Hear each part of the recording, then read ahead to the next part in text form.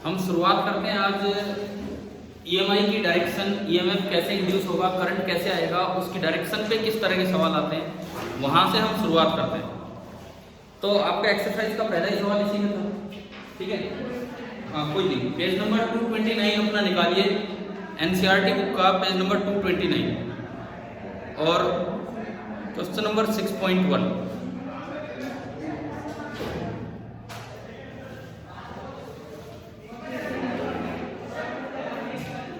कौन कौन है बार? आदित्य और अंकेश, या आदित्य और अंकेश को भगाई दिया जाए यार, इन्हें यूं शर्म नहीं आ रही, अंदर क्लास चल रही किस तरह से कर रहे हैं। चलो और जो भी है, ये मनान पता नहीं क्या करने आता है यहाँ पे।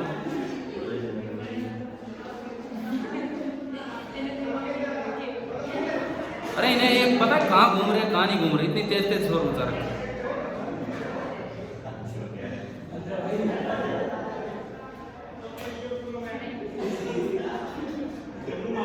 अरे सुनो, ये तुम चले जाओ, अपने घर चले जाओ, आज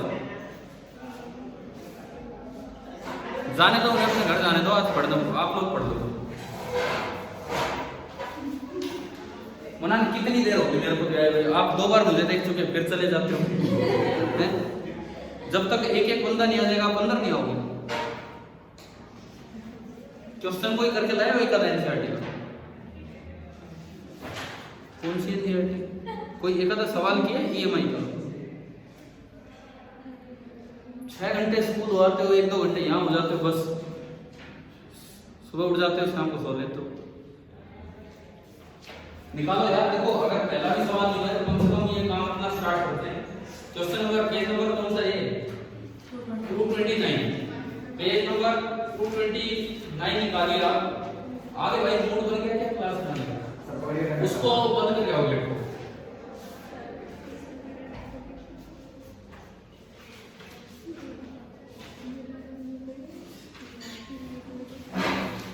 चलिए हम स्टार्ट करते हैं। अपना पहला ही सवाल आप देख रहे हैं, बिल्कुल फर्स्ट क्वेश्चन।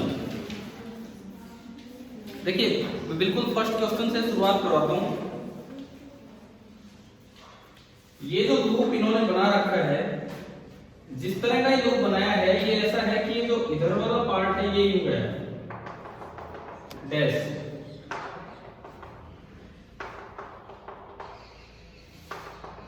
और ये पीछे वाला पॉइंट P है,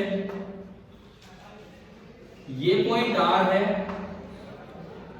और ये पॉइंट Q है। पहली बात क्या, लूप हमें पहचानना आ गया है किस तरह से बनता है, ठीक है। अब हमें इसमें करंट वगैरह देखना है कि कैसे होगा। तो इन्होंने क्या किया, ये मैग्नेट का साउथ पोल इसके पास लेके आ गए, मैग्नेट का साउथ पोल इसके पास लेके आ गए, और अगर साउथ पोल पास लेके आ रहे हैं तो लेंज ने क्या बताया था, किस तरह से करंट इंड्यूस होगा, किस तरह से करंट इंड्यूस होगा, उसको अपोज करने के लिए। अगर साउथ पास आ रहा है तो उसे रोकने के लिए यहाँ पे क्या बनेगा, साउथ, यहाँ साउथ तो यहाँ नॉर्थ, इधर नॉर्थ के लिए करंट लूप में ऐसे दौड़ेगा, जिस तरह से करंट घूमना उस तरह राइट हैंड को घुमाना, नॉर्थ की डायरेक्शन आई तो आपको ना करंट की डायरेक्शन मिल गई लूप में।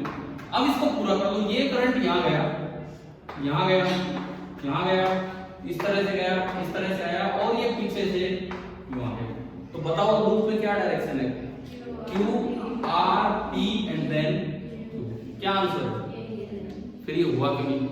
मैंने कल इस हिसाब से भी बताया था कि एक तो आपको लूप पहचानना आना चाहिए कि कौन सा हिस्सा पीछे और कौन सा आगे। वो एक्सिस बना के दे सकते हैं, डैश से दे सकते हैं, तो डैश से भी दिखा रखा उन्होंने, ठीक है। दूसरी बात ये कि इसके अगर आपने नॉर्थ साउथ बना लिए, एक करंट कैरिंग कोई है, एक सोलेनोइड नॉर्थ साउथ कैसे बनते हैं, आप राइट हैंड को घुमाएं, वो इसके अंदर फील्ड की डायरेक्शन, और ये इलेक्ट्रोमैग्नेट की तरह काम करता है, और मैग्नेट के अंदर फील्ड किधर से किधर होता है, फ्रॉम साउथ टू नॉर्थ। ये इसका साउथ पोल है और ये इसका नॉर्थ पोल है। तो ये आपका डायरेक्शन देखने का पहला सवाल है। बताओ अगर इसमें कोई और दिक्कत हो तो पहले पार्ट में। अब ये तो इसमें पार्ट तो बहुत है, ABCD EF GH, ABCD EF 6 part है, 6 कर लोगे। सेकंड बिल्कुल सेम है, सेकंड में इधर भी लूप है इधर भी। अच्छा मैं बस इतना बता देता हूं, आपके सेकंड डायग्राम में जो पहला लूप उसकी तरफ साउथ आ रहा है, तो रोकने के लिए इधर क्या बनेगा, साउथ, इधर साउथ इधर नॉर्थ, इस तरह के डायरेक्शन ढूंढ लो। दूसरे लूप में देखो तो नॉर्थ दूर जा रहा है, दूसरे लूप से नॉर्थ दूर जा रहा है, तो रोकने के लिए क्या बनेगा, नॉर्थ ही बन गया तो भगाई देगा। करवाऊं क्या बोर्ड पे,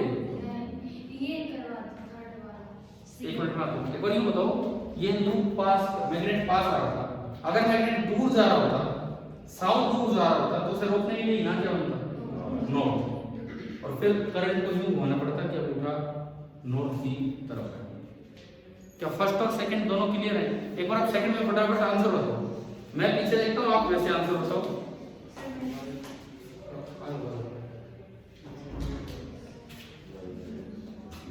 एक बार आप सेकंड में आंसर बताओ दोनों में, वो PQR वाले में बताओ क्या है आंसर, है अलोंग PRQ। क्या आपका अलोंग PRQ बन रहा है, क्या अलोंग PRQ बन गया?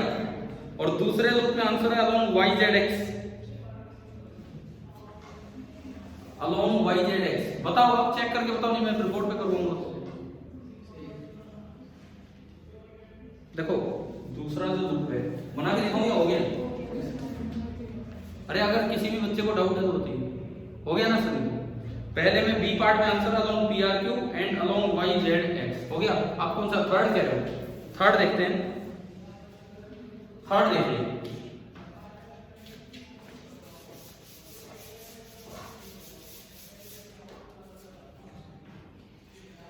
क्वेश्चन नंबर दो जो ये आपका तीसरा है, इसमें ये एक यूं एक बैटरी है और एक की यहां दिखाई है जस्ट क्लोज, जस्ट अभी क्लोज ही की है। टैपिंग की क्या होती है? टैपिंग की जब तक प्रेस किए रखोगे ऑन रहेगी, छोड़ते ही ऑफ हो जाएगी। तो इसको अभी क्लोज किया है, क्लोज करते ही इवन करंट की डायरेक्शन भी दिखा दी, नहीं तो हम खुद भी देख सकते थे, ये यूं जाएगा और यूं आएगा, है ना। इसके बगल में, इसके बगल में अब देखो एक और लूप है, कहीं डैश नहीं लगा रखा, कहीं डैश नहीं लगा रखा, तो कैसे पहचाने कि कौन सा पार्ट पीछे? ये एक्सिस यहां से तो कट कर रखा है और यहां से दिखा रखा है, दिख रहा है बुक में। इसका मतलब जहां x लिखा है वो पार्ट पीछे है और जहां z लिखा है वो पार्ट आगे। समझ आ गया? ऊपर पहला सवाल किया उसमें तो डैश से दिखाया था, लेकिन इसमें तो कोई डैश है ही नहीं, तो हमें इस तरह से पता लगा। ठीक है, अब आप किसी मैग्नेट को तो पास ला ही नहीं रहे हो, किसी मैग्नेट को तो पास ला ही नहीं रहे हो, तो अब इसमें देखो जैसे ही आपने ऑन किया करंट क्यों बना, करंट क्यों बना, तो इसके नॉर्थ साउथ बताओ कैसे बना? नॉर्थ इधर और साउथ इधर। जब तक करंट नहीं था इसके पास कुछ नहीं था, करंट ऑन होते इसकी तरफ कौन आने लगा? इसको लगेगा कि साउथ मेरे पास आ रहा है, तो साउथ को दूर भगाने के लिए, साउथ को दूर भगाने के लिए यहाँ क्या बने? साउथ, और यहाँ क्या बने? नॉर्थ। तो करंट कैसे बने? इसमें ऐसे बने ना करंट, तो ऐसे बने, तो ये इसका बाहर है और ये अंदर है, तो क्या आंसर बन रहा है? ZXY। क्या आंसर है पीछे? समझ गए हो? या XYZ इस तरह से। और कोई पार्ट देखो, ये अगला भी टैपिंग की ना, एक ये रियोस्टेट पे है, ये भी देख लो आप, डी वाला आप देख लो, रियोस्टेट वाला बताओ एक बार करके, क्योंकि उसमें यूं पता लग रहा है रियोस्टेट के इधर उधर करने से करंट बढ़ता है कि कम होता है। ये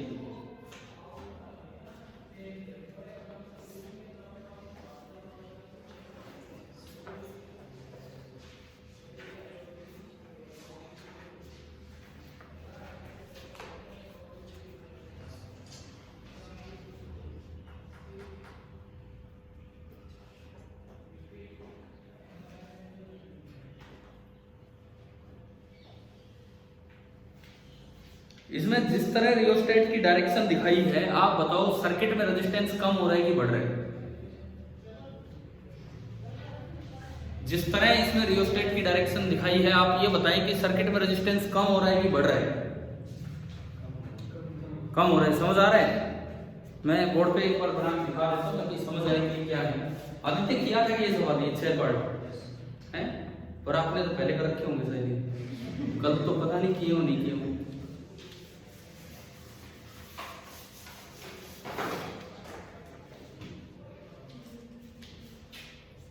ये एक सबसे पहले ये एक लूप आपको दिया है, इसमें बताओ कौन सा पार्ट अंदर है कौन सा बाहर है।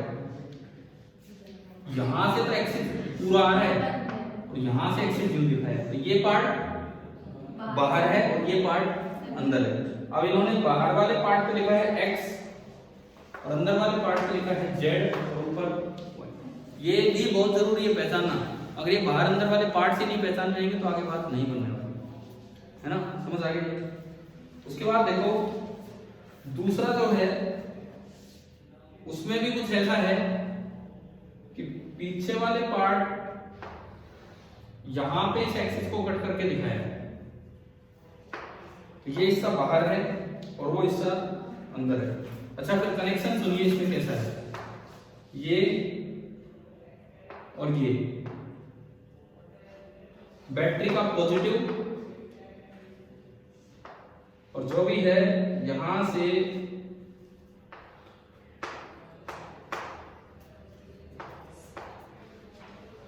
ठीक है, ये सब है। अब जिस तरह से इसमें दिखाया है कि इसको उधर लेके जा रहे हैं, तो ये हिस्सा थोड़ी सर्किट में है, सर्किट में तो ये पार्ट है, ये पार्ट। तो अगर आप इसको उधर लेके जाओगे रियोस्टेट के इस वेरिएबल पॉइंट को, तो आर कम होगा कि ज्यादा होगा? समझ आ रहा है? समझ आ रहा है? अगर आप इस पार्ट को आगे लेके जाओगे तो आर कम होगा, नीचे लाते तो आर बढ़ता। अब अगर आर कम हो रहा है, पहले इसमें करंट बना दो, ये देखो यूं और यूं करंट बन गया हमारा। जिस तरह से जुड़ा हुआ है ये पिछले हिस्से से जुड़ा हुआ है ना, हाँ पिछले से नहीं अगले हिस्से से जुड़ा हुआ है, बाहर है, ये बाहर निकला हुआ बीच में कट है, करंट यूं जा रहा है, करंट यूं जा रहा है तो इसके नॉर्थ साउथ बना लो, करंट यूं जा रहा है, ये हिस्सा बाहर है, अभी समझाया मैंने, ये नॉर्थ बना और ये। अब आप यूं बताओ कि करंट बढ़ रहा है सर्किट में कि कम हो रहा है ना, रेजिस्टेंस कम होता है तो करंट ज्यादा होता है। जिस तरह आप रियोस्टेट को वेरी करा रहे हो, रेजिस्टेंस कम हो रहा है, रेजिस्टेंस कम हो रहा है तो करंट ज्यादा हो रहा है। करंट ज्यादा होने का मतलब नॉर्थ पोल स्ट्रॉन्ग आ रहा है। स्ट्रॉन्ग होने का क्या मतलब है, आप मैग्नेट को पास ला रहे हो दूर ले जा रहे हो, पास ला रहे हो, उसी मैग्नेट से कंपेयर करो ना।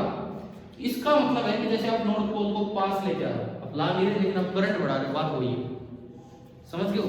अगर रियोस्टेट को उल्टा चलाते तो नॉर्थ पोल ही घूमता लेकिन दूर जा रहा होता। नॉर्थ पास आ रहा है तो रोकने के लिए नॉर्थ और इधर साउथ, तो इसमें करंट कैसे बनेगा, यूं बनेगा, यूं बनेगा तो बाहर वाला हिस्सा कौन सा है वो देखो x, यूं बनेगा तो बाहर वाला हिस्सा x है, तो इसमें करंट बना y से x से z से y से x। एक बार आंसर अपना मैच कर लो कि सही है कि नहीं।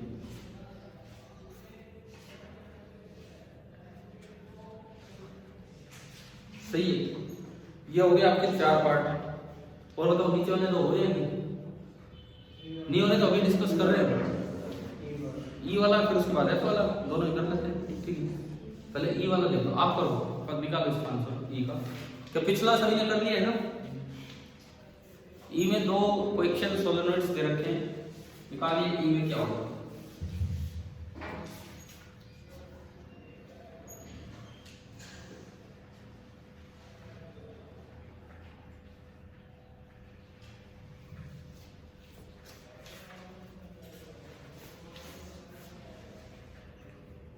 करना वही है, पहले इधर वाले सोलेनॉइड में पोल बनाओ, फिर देखो करंट बढ़ा है कि कम हुआ है, तो वो मैग्नेट पास आया कि दूर आया, वही करना, वही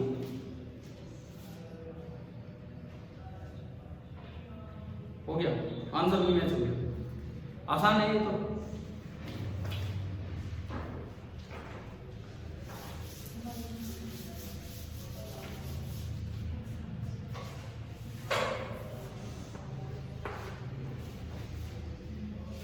ई पार्ट आप देखिए,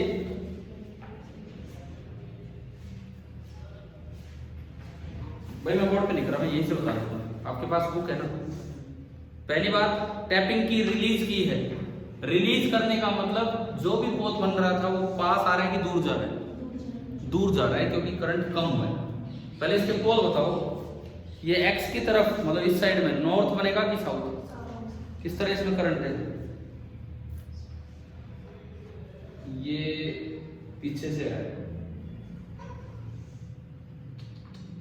ये तो हमारा तो डायग्राम में थोड़ा डिस्मिस है, आपकी बुक में क्लियर है थोड़ा डायग्राम। एक मिनट,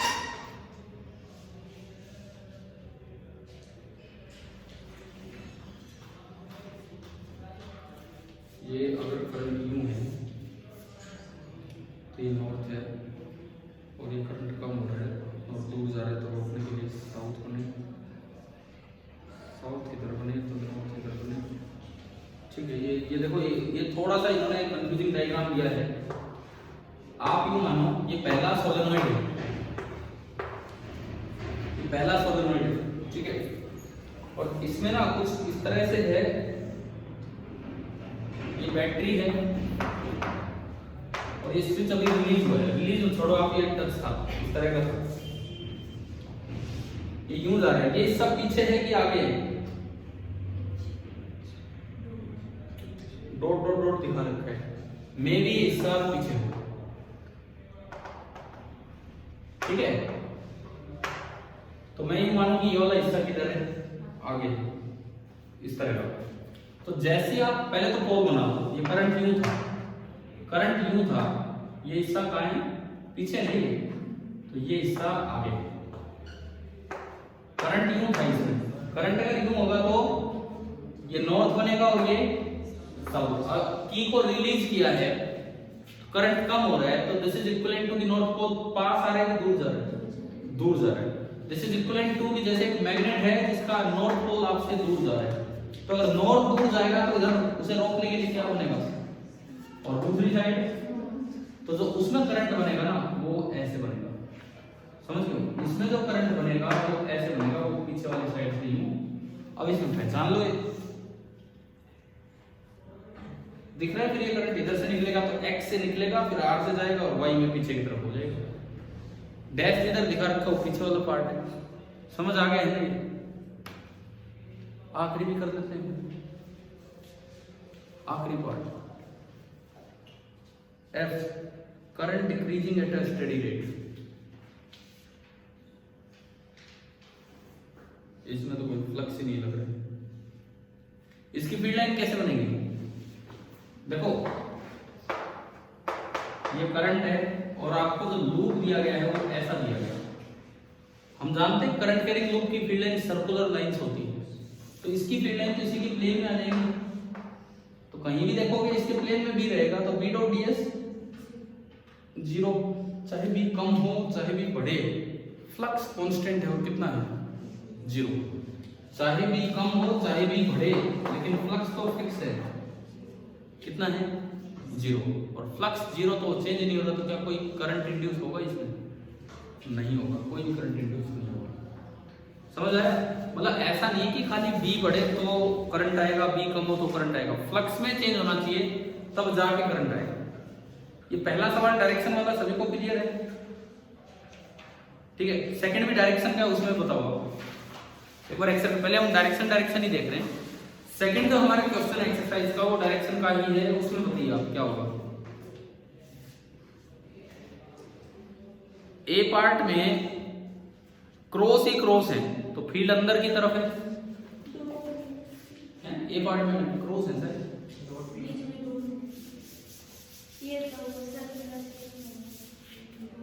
अरे नहीं एक जैसा ही देंगे वो, ए में क्रॉस नहीं है, डॉट नहीं है, वो तो एक रीजन दिखाया है, एक रीजन दिखाया और कुछ नहीं है, ये सर्कल में कन्वर्ट होगा। तो पहला सवाल है पेज नंबर 230 पे क्वेश्चन 6.2 का ए, जो पहला सवाल है उसमें सारे के सारे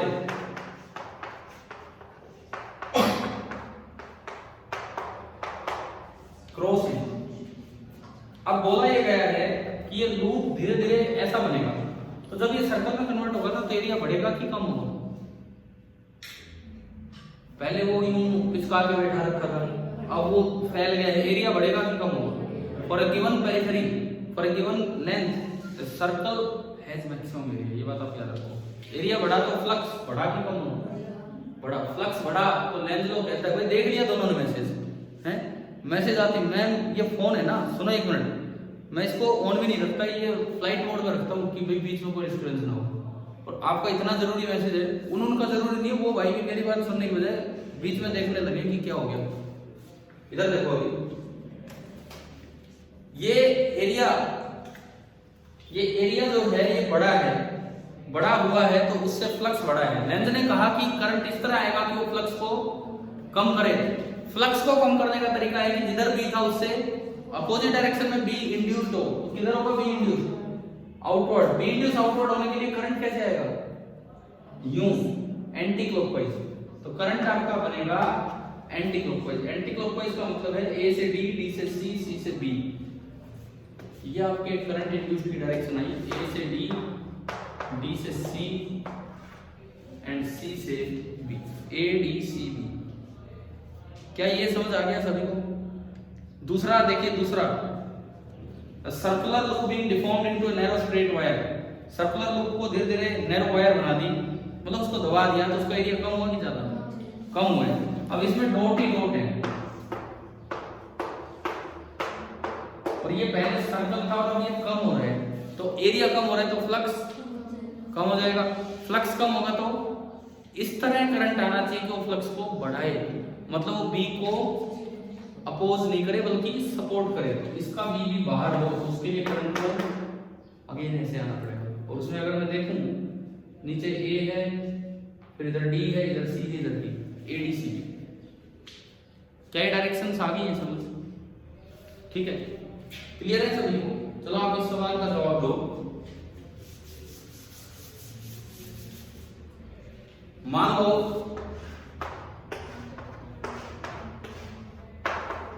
ये बी है, ठीक है, ये सर्कल था, ये लूप एक सर्कल था, और मैंने इसे डिफॉर्म करके नैरो वायर बनाने की कोशिश की। तो मैं एरिया कम कर रहा हूँ कि ज्यादा? कम कर रहे हैं। असली बताओ भाई, इसमें करंट कैसे आएगा? क्लॉकवाइज आएगा, एंटी क्लॉकवाइज आएगा, या क्या? ये तो मैंने बताया एरिया कम हो रहा है। सभी बताओ, असली की सभी बताएं। सपोर्ट करेगा क्योंकि फ्लक्स कम हो रहा है। तो फिर कैसे आएगा करंट? करंट इस डायरेक्शन में कैसे आएगा? अब आंसर ये है कि इसमें तो कोई करंट इंड्यूस ही नहीं होगा। अभी तो ई पार्ट किया, अभी तो ई पार्ट किया। बी बढ़ने या ए चेंज होने का मतलब ये नहीं होता है कि फ्लक्स चेंज हो गया। बी या ए चेंज होने का ये मतलब नहीं है कि फ्लक्स चेंज हो गया। क्यों? क्योंकि इस केस में एरिया बाहर है और बी आगे है। बी आगे है, एरिया इधर है। थोड़ा इधर ही ध्यान रखो, है ना? चप्पलों में कुछ नहीं रखा है, ये है सब कुछ जो है, इधर ध्यान रखो। बी इधर है, एरिया बाहर है। बी और एरिया के बीच में एंगल कितना है? तो चाहे बी कम हो जब भी एंगल 90 था, चाहे बी ज्यादा हो तब भी एंगल 90, चाहे एरिया कम हो तब भी एंगल 90, चाहे एरिया ज्यादा हो तब भी एंगल 90। तो हर बार cos 90 0। तो क्या फ्लक्स चेंज हो रहा है टाइम के साथ? नहीं हो रहा। फ्लक्स चेंज ही नहीं हो रहा, तो ईएमएफ इंड्यूस कितना होगा? 0। समझ आ रहा है क्या? समझ आ रहा है ना ढंग से? चलो ये होता है,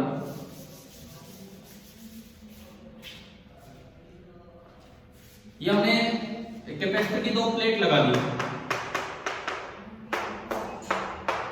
एक पॉजिटिव प्लेट, एक नेगेटिव प्लेट।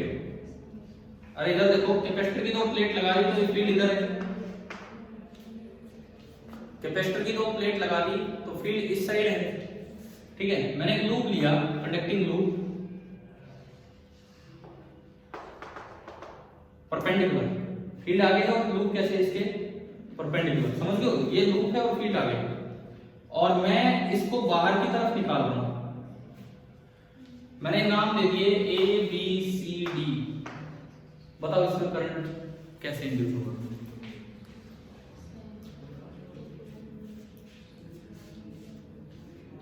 ये बाहर निकल रहा है, बाहर। तो एरिया इन द फील्ड कम हो रहा है कि ज्यादा हो रहा है? एरिया इन द फील्ड कम हो रहा है कि ज्यादा हो रहा है? कम हो रहा है। एरिया इन द फील्ड कम हो रहा है तो अकॉर्डिंग टू लेंज लॉ ना, पहली बात, फ्लक्स कम हो रहा है कि ज्यादा हो रहा है? कम हो रहा है। ध्यान से देखा करो, कभी फ्लक्स 0 डिग्री तो नहीं है ना? नहीं, क्योंकि बी और ए दोनों आगे हैं।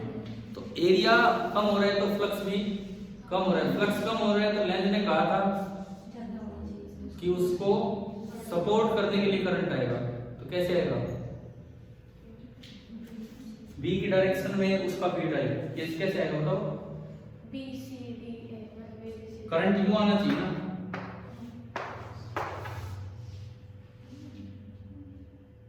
करंट यूं आना चाहिए उसको सपोर्ट करने के लिए। समझ आ रहा है क्या? करंट यूं आना चाहिए उसको सपोर्ट करने के लिए। क्या ये बी सी डी है? क्या है? A D C B. पहले तो आप ये बताओ, क्या समझ में आ गया? ये लूप है, ये लूप है, फील्ड ऐसे है आगे, एरिया भी परपेंडिकुलर है। मैं लूप को ऊपर निकाल रहा हूँ तो इसमें से फ्लक्स कम हो रहा है कि ज्यादा? कम हो रहा है। कम हो रहा है तो अकॉर्डिंग टू लेंथ इस तरह करंट आएगा कि फ्लक्स को सपोर्ट करे। पहले से फील्ड आगे है तो इसके करंट का फील्ड भी आगे हो। तो राइट हैंड से आप घुमाओ। क्या सभी को समझ आ गया? अब अगर जैसे ना तो लेंज ने ही बात बताई थी ना फैराडे ने, वो अगर आज होते तो डूब मरते, बोले यार क्या हमारी बातों का मजाक बना दिया। मतलब ना फैराडे कहता है इसमें करंट आएगा ना लेंज कहता है। आप ये बताओ क्या ये मैग्नेटिक फील्ड है? कौन सा फील्ड है कैपेसिटर की दो प्लेट्स के बीच? तो यार ना तो फैराडे ने कहा ना लेंज ने कहा कि इलेक्ट्रिक फील्ड चेंज होने से, इलेक्ट्रिक फ्लक्स चेंज होने से भी कभी करंट आता है। ये तो उन्होंने कभी नहीं बताया, कभी भी नहीं बताया। हाँ उन्होंने ये कहा था कि मैग्नेटिक फ्लक्स चेंज होने से करंट आता है। हमने बड़ी मुश्किल से तो ये समझा कि कैसे आएगा कैसे आएगा। तो शुरू में ही एक बात समझ में आनी चाहिए थी कि मैग्नेटिक फील्ड तो लगा ही नहीं रखा है, तो जो फ्लक्स है मैग्नेटिक फ्लक्स वो पहले भी जीरो था, मैग्नेटिक फ्लक्स पहले भी जीरो था और अभी कितना है? जीरो। तो मैग्नेटिक फ्लक्स तो चेंज ही नहीं हो रहा, तो क्या यहाँ पे करंट आएगा? नहीं आएगा। फिर ये बात, ये क्या श्योरिटी कि एग्जाम में सवाल आ जाए और याद रह जाए? हमारी बात आ सकता है, पूरे 100% चांस से सवाल आ जाए। कारण ये एनसीईआरटी का एग्जाम्पल है, मैं आपको दिखा देता हूँ एक बार। ये इस तरह का था, इसमें एक एग्जाम्पल, एग्जाम्पल 6.5 देखो, page number 211, page number 211, example 6.5। इसका बी पार्ट, इसका B part, a close loop moves normal to constant electric field. मिल गया? क्या ये यही केस है कि नहीं? कांस्टेंट इलेक्ट्रिक फील्ड है उसके बीच में, between the plates of large capacitor is a current induced in the loop when it is wholly inside the region और when it is partially inside the outside the plate. तो बच्चे क्या जवाब दे आते हैं? जब पूरा अंदर था तब तो मूव करो फ्लक्स में चेंज होगा नहीं, कोई करंट नहीं आएगा। और जब पार्शियली बाहर था फिर आप मूव करोगे तो फ्लक्स चेंज होगा तो करंट आएगा। लेकिन वो कौन सा फ्लक्स चेंज हो रहा है? Electric flux. उसके चेंज होने से कभी भी करंट नहीं आता। इसका आंसर भी पढ़ लीजिए बी का। मिल गया? No current is induced in either case, current can not be induced by changing the electric flux. देखो कितने कितने सवाल आपके डायरेक्शंस पे ही हैं। एग्जाम्पल 6.4 पूरा डायरेक्शन पे, एग्जाम्पल 6.5 भी उसी तरह का है। अब जैसे 6.5 पे डी में ये पूछा है कि बताओ पोलैरिटी बताओ, ये जो कैपेसिटर है 6.5 का डी देखिए, पोलैरिटी बताओ कि जो कैपेसिटर है इसकी प्लेट्स पे किस तरह का चार्ज आएगा। कैसे बताएं?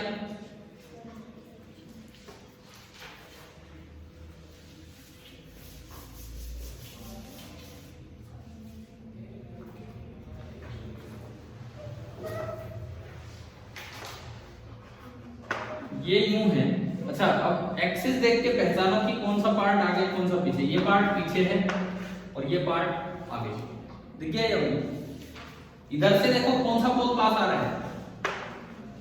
नॉर्थ पास आ रहा है, तो उसे रोकने के लिए क्या अपने गए? नॉर्थ को रोकने के लिए नॉर्थ। उधर से कौन सा पोल पास आ रहा है? और साउथ को रोकने के लिए इधर। तो नॉर्थ इधर साउथ इधर, तो करंट कैसे? यूं बनेगा, यूं, नॉर्थ टू साउथ नहीं, यूं बनेगा। ठीक है? अब ये हिस्सा बाहर है, बाहर वाला हिस्सा ही नहीं पहचानोगे तो फिर बना ही नहीं पाओगे। ये हिस्सा बाहर है तो करंट जो है वो ऐसे आया। करंट अगर ऐसे गए तो इलेक्ट्रॉन कैसे गए होंगे? अपोजिट। तो अगर इलेक्ट्रॉन उल्टे चले होंगे तो जिसमें से इलेक्ट्रॉन निकले उस पे कैसा चार्ज? पॉजिटिव। जिस पे इलेक्ट्रॉन गए उस पे नेगेटिव। तो जो प्लेट नंबर ए जिन्होंने इसको बोला है वो तो पॉजिटिवली चार्ज हो जाएगी, उसकी पोलैरिटी हाई होगी, पॉजिटिव होगी। और प्लेट नंबर बी कैसी हो जाएगी? नेगेटिव। एक बार आप ये बताओ क्या ये चीजें समझ आ गई हैं कि नहीं? ठीक है, चलें अब थोड़ा डायरेक्शन से आगे निकले। डायरेक्शन पे दुनिया भर के सवाल है, कोई सा भी आ सकता है। अब हमने कल मैग्नीट्यूड सीखे थे।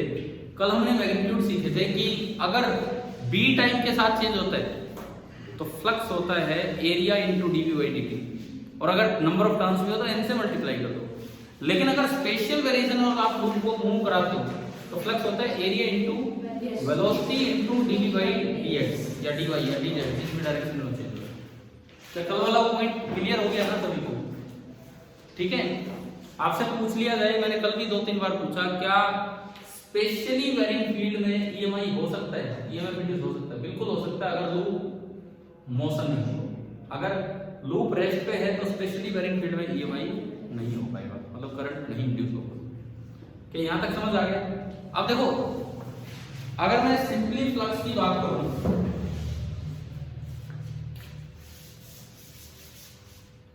तो यार फ्लक्स में ना 3 बातें आती हैं, एक तो फील्ड, एक एरिया और एक थीटा।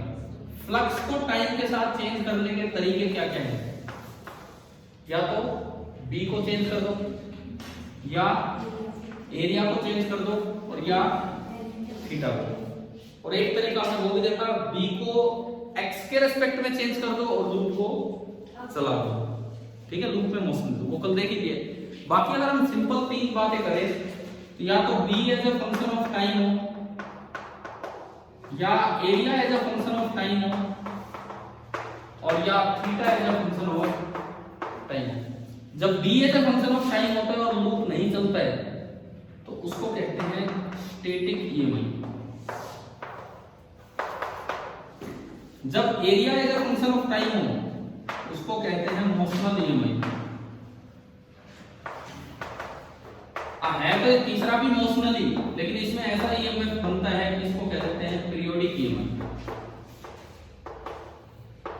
हमारे जनरेटर में ये वाला काम आता है, जनरेटर के अंदर ये वाला पार्ट काम आता है पीरियोडिक ईएमआई। जनरेटर के अंदर ये वाला काम आता है पीरियोडिक ईएमआई। ठीक है,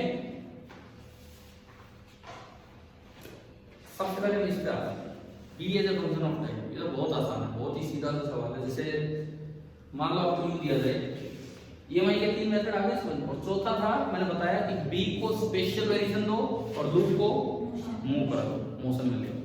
ठीक है, करेंगे कोई एक करके स्टार्ट। देखिए, सबसे पहला पार्ट है कि बी आप वेरी करा रहे हो विद टाइम। सपोज मैं कोई लूप बनाऊं,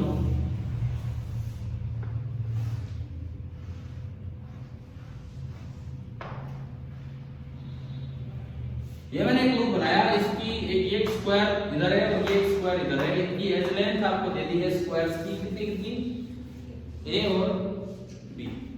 इन स्क्वायर की एज लेंथ दे दी है, एक की ए है और एक की बी। क्लियर है? अब देखिए इसके बाद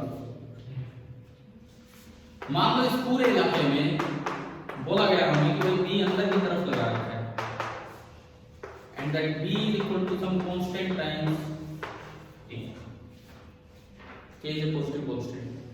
और इस लूप का रेजिस्टेंस पर यूनिट लेंथ, इस लूप में रेजिस्टेंस पर यूनिट लेंथ कितना दिया गया है? लैम्डा। इस लूप में रेजिस्टेंस पर यूनिट लेंथ आपको दिया गया है लैम्डा, मतलब यूनिट लेंथ की रेजिस्टेंस लैम्डा। ठीक है, आपसे पूछा है कि इसमें करंट भी बताओ विद डायरेक्शन। नाम दे दिए W X Y Z P Q। Static EMI loop rest पे है, केवल कौन चेंज हो रहा है टाइम के साथ? बी। केवल बी जब चेंज होता है टाइम के साथ तो वो आपका स्टैटिक ईएमआई होता है, लूप रेस्ट पे है। दो अलग अलग लूप दिख रहे हैं आपको, पहले मैं इसको देखता हूं, पहले इसको देखता हूं। ये बी टाइम के साथ बढ़ रहा है। पहले एक चीज चेक किया करो, क्या फ्लक्स जीरो है कि नॉन जीरो? यहां जो फ्लक्स है वो नॉन जीरो है, क्योंकि बी भी सीधा अंदर जा रहा है इसको क्रॉस करके। इस लूप नंबर 1 में जो फ्लक्स होगा वो होगा B into area into cos 0। इसका एरिया कितना है? kb स्क्वायर टी आ गया, kb स्क्वायर टी। तो फैराडे के फॉर्मूले से जो ईएमएफ इंड्यूस होगा पहले लूप में, वो डिफरेंशिएशन करोगे तो ओनली कितना आ गया? kb square. डायरेक्शन की बात करो, डायरेक्शन कैसे? ये फ्लक्स टाइम के साथ बढ़ रहा है कि कम हो रहा है? फ्लक्स को देखो, आप और किसी को देखो, बढ़ रहा है। तो लेंस के अकॉर्डिंग इस तरह से करंट आएगा कि वो फ्लक्स को कम करे, मतलब जिधर भी है उससे अपोजिट डायरेक्शन में बी पैदा करे तो बी तो यूं है ना, तो वो अपोजिट डायरेक्शन में पैदा करेगा, सॉरी यूं, समझ गए हो, बी अपोजिट डायरेक्शन में यूं पैदा होगा। तो इसमें करंट कैसे बनना चाहेगा, यूं बनना चाहेगा, बनाओ तो तेरी गड़बड़ हो जाएगी सारी। यूं बनाने के लिए आपको जो बैटरी लगानी होगी वो ऐसे बनानी होगी, क्योंकि बैटरी के पॉजिटिव से करंट चलता है और नेगेटिव की तरफ आता है, समझ गए हो। इस बैटरी को आप यहां भी दिखा सकते हो, समझ आ रहा है, आप मत बनाओ अभी, आप देखो क्या इसकी डायरेक्शन आपको समझ आई कैसे है, और ये कितना ये करते हैं। अब छोटे दूध में वही कहानी, वहां भी सेम कहानी, बस बी को किससे रिप्लेस कर दो, ए से, और तो कोई चेंज ही नहीं है। यहां अगर मैं फ्लक्स लिखूं φ2, यहां अगर मैं फ्लक्स लिखूं φ2 कितना होगा kT into a square, यहां जो फ्लक्स है that is φ2 that is kT into a square। तो अगर आप d phi 2 by dt करेंगे मतलब E2 निकालेंगे, E2 तो कितना आया k स्क्वायर, और ये फ्लक्स भी टाइम के साथ बढ़ रहे हैं तो करंट कैसे आएगा, इसको अपोज करने के लिए ऐसे आएगा, तो यहाँ जो करंट बनेगा वो भी ऐसे ही बनेगा। तो इसमें जो बैटरी बनेगी वो ऐसे लगेगी, तभी तो करंट ऐसे बनेगा। ये कितना है k स्क्वायर। अब एक कंफ्यूजन हो गया, ऐसा कैसे हो सकता है, इस वायर में सेम वायर है, ये तो कह रहा है कि करंट ऊपर जा रहा है और ये कह रहा है ऐसा थोड़ी हो सकता है, एक वायर में करंट ऊपर जाएगा या नीचे जाएगा। तो अब आपको आइडिया लगाना है, क्या ये दोनों सीरीज में हैं, सीरीज में जब दो बैटरी लगी है तो जो बड़ी वैल्यू वाली वोल्टेज होगी उसकी बात मानी जाएगी। बड़ी कौन है, k स्क्वायर या k b square, k b square, क्योंकि b लेंथ, तो b लेंथ ज्यादा है तो इसकी चलेगी भाई, इसकी चलेगी, बेटर है इसकी चलेगी, समझ लो। तो ये जो करंट है ना, हाँ ऊपर कोई दिक्कत नहीं, ऊपर तो इसकी चलेगी। क्या आपको पूरे में करंट की डायरेक्शन आ गई समझ, करंट की डायरेक्शन आ गई पूरे में समझ, कैसे बनी देखो। करंट की डायरेक्शन में बताऊं, W then Q then E then Z then Y then X then W, W Q P Z Y X W, ये आपकी डायरेक्शन है। अब आता है कि करंट कितना आया होगा, मैग्नीट्यूड कितना होगा करंट का, करंट का मैग्नीट्यूड भाई टोटल ईएमएफ इंड्यूस्ड आ गया मेरे पास, कितना आया होगा टोटल ईएमएफ इंड्यूस्ड। ये दोनों सीरीज में हैं, सीरीज में ईएमएफ का एल्जेब्रिक सम कर दिया जाता है, और अगर अपोजिट पोलैरिटी हो तो बड़े में से छोटा घटा दिया जाएगा। तो जो ईएमएफ आएगा वो आएगा बड़ा माइनस छोटा, तो k कॉमन, और कितना आया b square minus a square. r बताओ तो कितना,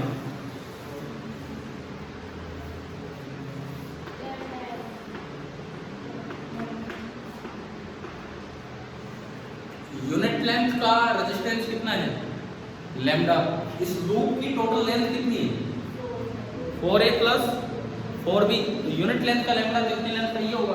तो जो रेजिस्टेंस आया ये आया 4 lambda into a plus b। तो जो करंट होगा, करंट E by R होता है, तो अगर आप करंट निकालो E by R तो E कितना k into b minus a और into b plus a divided by r, r कितना 4 lambda into b plus a, b plus a से b प्लस a कैंसिल, और फिर आपका आंसर। क्या स्टैटिक ईएमआई समझ आ रहा है ना, सिंगल सिंगल लूप के तो हमने देख ही रखे थे, अगर दो को ऐसे मिक्स किया तो कैसे करेंगे। क्या सभी को क्लियर हुआ स्टैटिक ईएमआई, ठीक है। दूसरे पे मैं चलूं मोशनल ईएमआई, स्टैटिक के बाद अब हम चलते हैं मोशनल ईएमआई की तरफ।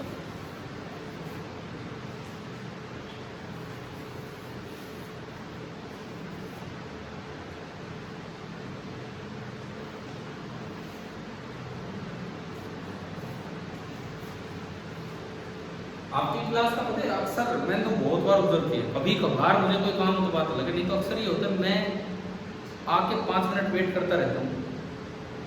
होता है कि नहीं होता है, ऐसा होता है लगभग बहुत बार।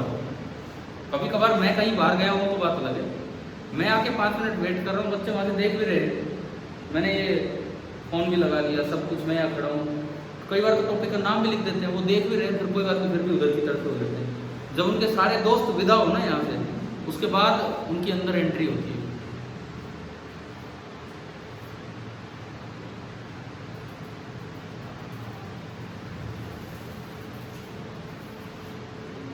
चले डायनेमिक ईएमआई, डायनेमिक बोलिए या मोशनल बोलिए।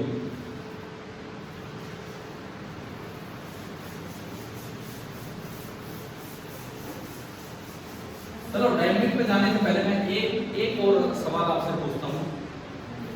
एक सवाल, आप ये बताओ, एक ये लूप है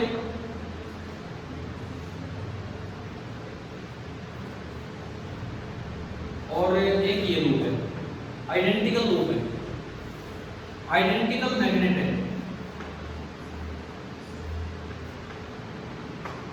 बिल्कुल आइडेंटिकल मैग्नेट है और बराबर दूरी पे है,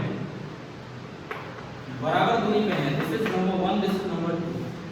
मैं मैग्नेट को इस तक पहुंचाऊंगा, यहां तक, इसके सेंटर तक। यहां मैं उसको लेके गया फास्ट और यहां मैं उसको लेके गया कैसे, स्लो। एक में मैं फास्ट लेके गया और एक में मैं स्लो लेके गया। आप सिंपली मुझे ये बताओ किस में ज्यादा ईएमएफ इंड्यूस होगा? पहले वाले में क्यों, फास्ट वाले में क्यों? dt कम होगा। वही change in flux, same change in flux, EMF induce क्या होता है, डी फाई दोनों में सेम है, दोनों में इनिशियली सेम जगह मैग्नेट था, फाइनली सेम जगह। लेकिन dt कम टाइम किस में लगा होगा, ऊपर वाले में। तो dt कम होगा तो ईएमएफ ज्यादा होगा।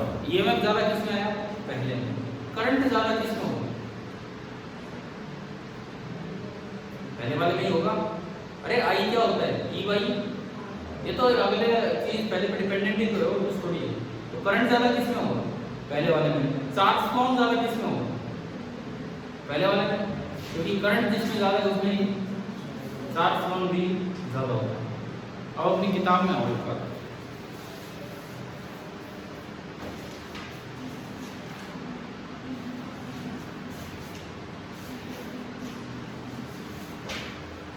Page number 216।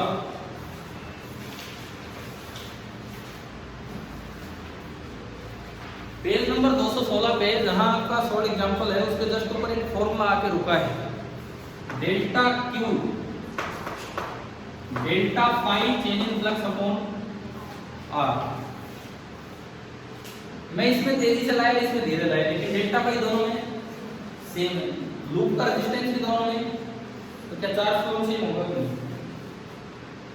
Charge flow through any cross section, आपने इसका कोई क्रॉस सेक्शन बनाया, कोई भी क्रॉस सेक्शन बनाया, तो क्या उससे चार्ज फ्लो सेम होगा कि नहीं होगा, होगा ना। फिर ये कैसे हो रहा है, अभी तो हम कह रहे थे करंट ज्यादा है, तो करंट तो ज्यादा होगा, डेफिनेटली ज्यादा होगा क्योंकि ईएमएफ ज्यादा है। फिर चार्ज सेम कैसे हो गया, क्यों? क्योंकि चार्ज करंट पे इस तरह डिपेंड करता है।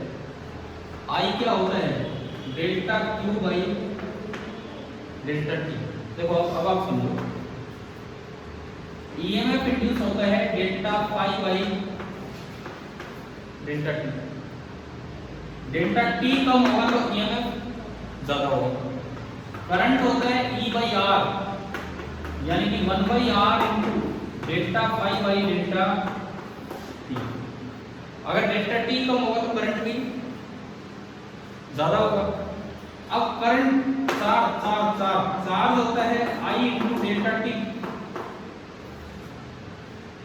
अगर आई बढ़ा है तो उसका कम होने का, उसका बढ़ने का कारण है कि डेल्टा टी कम हुआ है, परंतु इन दोनों का प्रोडक्ट कांस्टेंट रहेगा। देखिए आई का क्या है, 1 by R into delta pi by delta t और इंटू डेल्टा टी से डेल्टा टी कैंसिल। मतलब अगर आप जल्दी ले जाओगे, करंट ज्यादा फ्लो कर रहा है लेकिन कम समय के लिए, क्योंकि बहुत जल्दी आप पहुंचोगे उसके बाद करंट रुक जाएगा। अगर आप धीरे धीरे लेके जाओगे, करंट कम फ्लो कर रहा है लेकिन ज्यादा समय के लिए, लेकिन चार्ज फ्लो दोनों केस में क्या होगा, सेम। ये क्वेश्चन भी कई बार गड़बड़ करवा देते हैं। समझ आ गया बुक में कहाँ ये है, वो आपको दिख गया, उसको ब्लॉक बना के उसके आगे लिख दो इंडिपेंडेंट ऑफ टाइम। जो डेल्टा क्यू आपका लिखा हुआ है ना, डेल्टा क्यू बराबर delta phi by R, delta q बराबर डेल्टा फाई बाई आर, उसके आगे आप ब्लॉक बना के लिख दो कि this is independent of time. Time से ये बिल्कुल इंडिपेंडेंट है।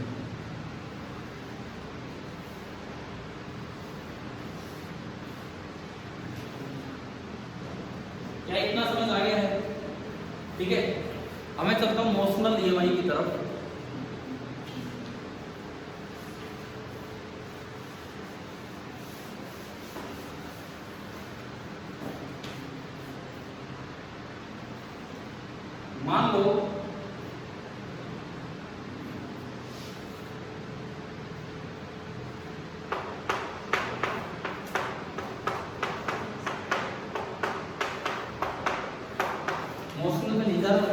बोल देता हूँ, लेकिन मैं उसी पे एक सवाल आपसे पूछ के देता हूँ। ये अगर आपको यूज भी करना आता है कि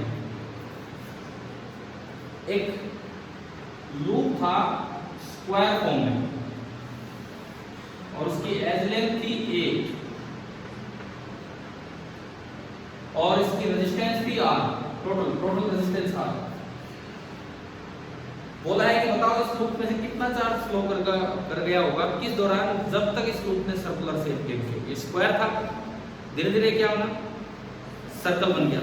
बी वही है, हमें मतलब ही नहीं तेजी से बना धीरे बना। आपसे केवल ये पूछा गया है कि जो चार्ज फ्लो है वो कितना होगा। क्या वो टाइम पे डिपेंड करता है? बिल्कुल नहीं करता है। बताओ तो बताओ इसका फटाफट आंसर।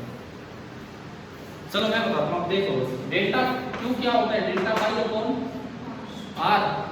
पहले मैं फाई इनिशियल लिखूं, phi initial B into area into cos zero, D square हो गया। अब मैं लिखूं फाई फाइनल, बी इंटू एक सर्कल बना तो पाई इंटू सर्कल का रेडियस। उस सर्कल का रेडियस क्या होगा? उस सर्कल की लंबाई जो होगी वो 4a ही होनी चाहिए और उस सर्कल की लंबाई होगी 2 r। r में लिख नहीं रहा क्योंकि r तो रेजिस्टेंस है। उस सर्कल की लंबाई होगी 2 r। 2 r is equal to 4a। तो r कितना है? उसका रेडियस कितना है? 4a बाई 2 पाई और you can say 2a by pi.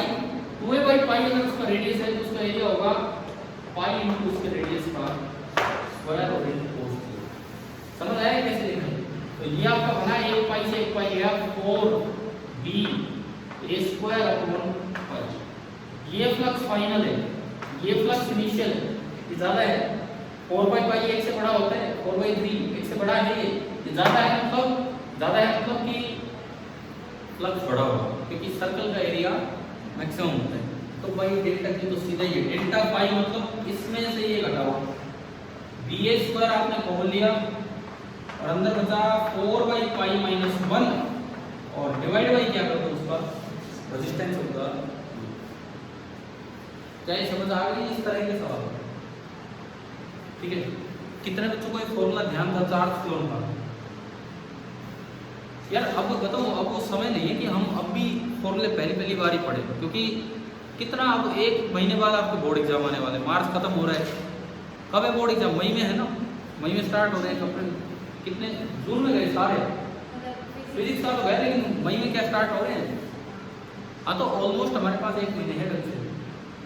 और आज भी हम बहुत सी चीज़ें, मैं एनसीईआरटी से बाहर नहीं जा रहा हूँ, वही चीज़ें उनको ही थोड़ा एलोबरेट कर रहा हूँ। वो चीज़ें भी बार बार नहीं लग रही हो। एक बार बताओगे कितना तुमको याद था ये फॉर्मूला? चार्ज जैसे निकाल रहे हो, टाइम से इंडिपेंडेंट होते हो। मेरी बात नहीं ध्यान था, हो सकता है आपकी कॉपियों में लिखा हो, कॉपियों में तो डेफिनेटली लिखा होगा कभी आपने, बट अब वो कॉपियाँ काम नहीं आएंगी अगर हम अब उनको रिवाइज ना करें।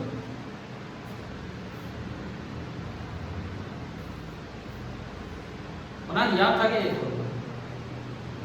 ये चार्ज नहीं याद था? कितनी बार प्री बोर्ड दे दिया स्कूल में? सुनो, आपको प्री बोर्ड दे रहे हो, एक हमारी साइड सेक्शन में प्री बोर्ड भी नहीं दे रहे। आप कम से कम प्री बोर्ड दे रहे हो तब भी आपको नहीं पता, उनको भी नहीं पता। अरे यार, एक और स्कूल का बच्चा कितनी मेहनत कर रहा है, यूनिट वाइज पेपर लेके अपने लगा हुआ हो, यूनिट वाइज कि चलो भाई इन 3 दिनों में ये चैप्टर पूरा कर लेते हैं, इन 3 दिनों में ये चैप्टर, क्योंकि टाइम मिला था। और हमें सारा कुछ नया नया दिखता रहता है। और ये तो इसका मतलब ये है ना कि हम अब ये आजकल EMI चल रहा है, तब भी हम घर से नहीं पढ़ के आ रहे हैं एनसीईआरटी को, तब भी हम नहीं पढ़ पा रहे। नहीं तो ये पॉइंट तो सीधे लिखे हुए हैं यहाँ पे। स्टैटिक EMI पे एक सवाल है, कैसे करके लाना। मैंने नोशनल की शुरुआत ही नहीं की अभी तक, और भाई कहीं से सोल्यूशन नहीं। जैसे आप में से कुछ सोचते थे सोल्यूशन ही लेके बैठे रहते थे, करोगे कैसे उस सवाल को? सवाल तो अटेम्प्ट करें पहले एक बार। आप है ना ये सवाल करके दिखाना, 17 लास्ट क्वेश्चन। स्टैटिक EMI पे एक अच्छा सवाल है, केवल और केवल स्टैटिक EMI पे एक अच्छा सवाल है, क्वेश्चन नंबर 17। करोगे आज घर पे ट्राई? आज का मतलब है कल सुबह तो मिल ही रहे, तो पहले शुरुआत यहाँ से होगी इसके डिस्कशन से। आप ये देखो स्टैटिक EMI तक का कितना काम है। नोशनल का नाम 3 बार लिया लेकिन वो शुरू नहीं हुआ है अभी। स्टैटिक पे क्या कुछ आपको कर लेना है, कितना कर लेना है, सुनिए।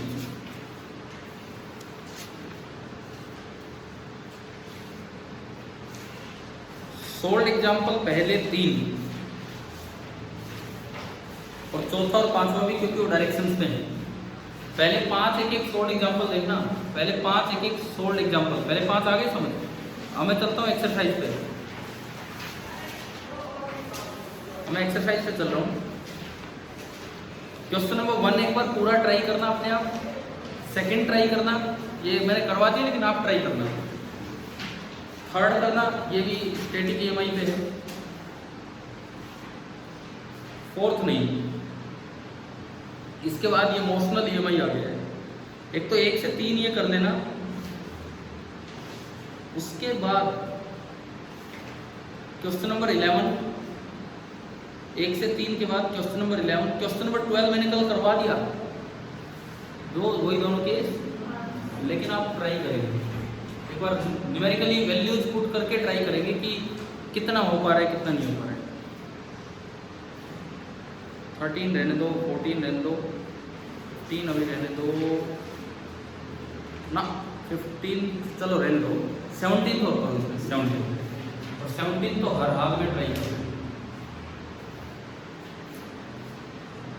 ये करके फिर हम आएंगे इमोशनल ईएमआई पे। सुनो अभी चैप्टर में क्या क्या है। इमोशनल ईएमआई पढ़ना हमें, जनरेटर है ना सिलेबस में, राय तो नहीं सब। हाँ, इमोशनल ईएमआई पूरा पढ़ने के बाद एक छोटा सा पार्ट आता है एडी करंट, यहीं पे इमोशनल ईएमआई के बाद एडी करंट, फिर आता है इंडक्टेंस। जैसे हम रेजिस्टेंस पढ़ के आते हैं, जैसे हम कैपेसिटेंस पढ़ के आते हैं, ऐसे ही होता है इंडक्टेंस। एक सेल्फ इंडक्टेंस होता है, एक म्यूचुअल इंडक्टेंस होता है। ये भी एक बड़े अच्छे टॉपिक है, सीधे आते हैं म्यूचुअल और सेल्फ इंडक्टेंस। और उसके बाद लास्ट टॉपिक आ जाता है एसी जनरेटर। कल ये चैप्टर पूरा कर लें तो आप थोड़ा फिर समय निकाल लो इसके लिए। फिर कब है आगे, टाइम ही नहीं है। मैं कह रहा हूँ 31 को फिनिश कर लो। थोड़ा ज़्यादा टाइम दोगे, थोड़ा सा ज़्यादा टाइम दोगे ढंग से हो जाएगा, नहीं फिर फटाफट वैसे ही होगा। कल हम ये चैप्टर पूरा कर लेते हैं थोड़ा टाइम ज़्यादा लगा के, ताकि परसों मतलब नेक्स्ट डे जो भी वर्किंग डे होगा उस दिन से हम एसी वाला अल्टरनेटिव करंट करें, क्योंकि एक एक 2-2 दिन ही है हमारे पास, ज़्यादा टाइम है नहीं। अब बताओ कल कितने बजे आ सकते हैं ना। इनका वो मैथ्स का 9 से 10 है, उसके बाद नहीं, बात नहीं कैसे पूरा होगा यार ये तो।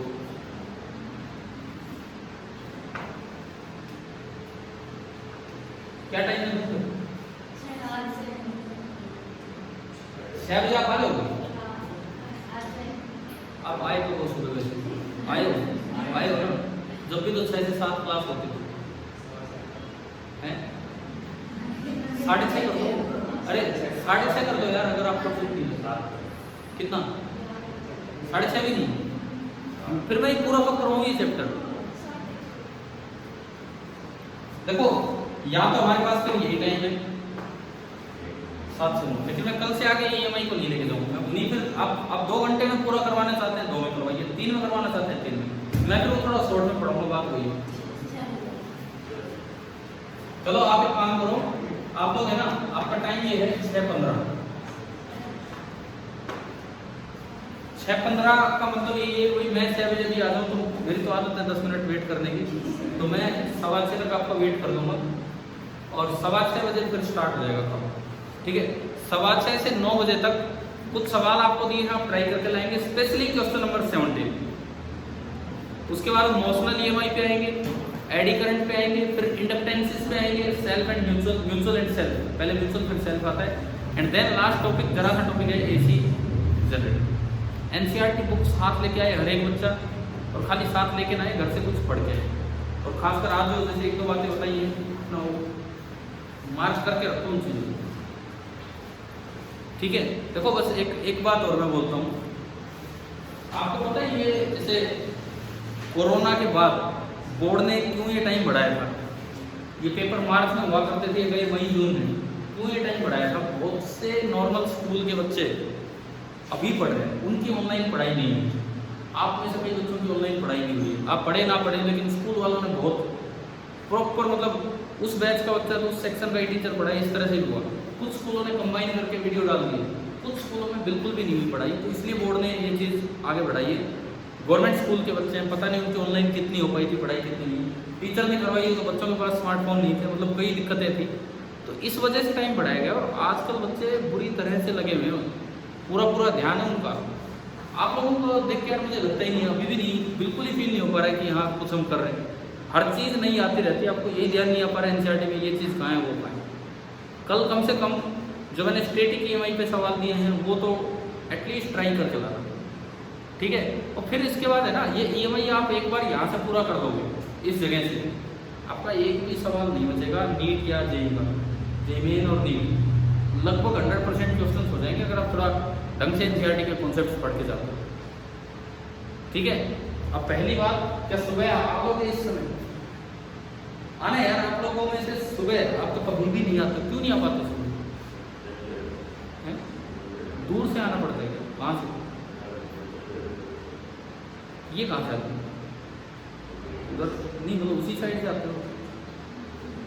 तो आप अगर नहीं आ पा रहे तो टाइम को थोड़ा लेट करें, अगर आप आ जाए तो 6:30 कर दूंगा, लेकिन आपको आना होगा फिर, ठीक है भाई, कोई बात नहीं, आप 6:30 करवा लो, 2.5 घंटे भी बहुत है। 6:30 से 9 पर आप में से एक बच्चा सुबह बैठा हो यहाँ पर, ठीक है। 6:30 से 9 कोई बहुत जल्दी टाइम नहीं है, दुनिया तो घूम के वापस आ चुकी होती है उसमें, पता है आपको।